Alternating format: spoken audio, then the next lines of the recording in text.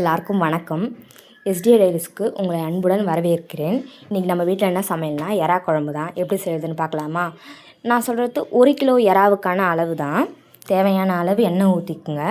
1 spoon சோம்பு, 2 பட்டை, 2 பிரியாணி இலை, 4 கிராம்பு, ஒரு 3 ஏலக்காய் நல்லா பொரிஞ்சு வந்ததும் 3 வெங்காயம், நறுக்கின வெங்காயத்தை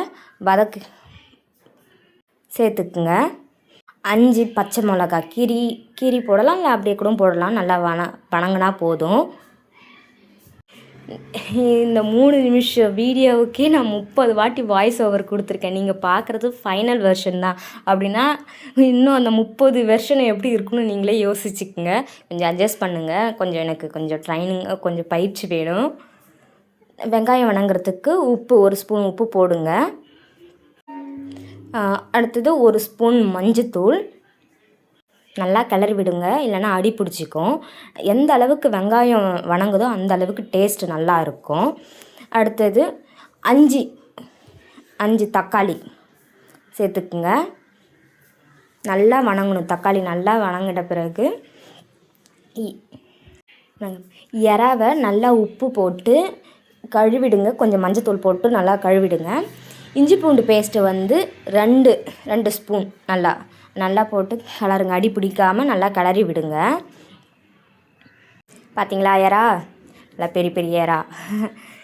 நல்லா வெங்காயம் தக்காளி வதங்கினதும் நீங்கள் எறாவை ஆட் பண்ணுங்கள். சொல்லுங்க.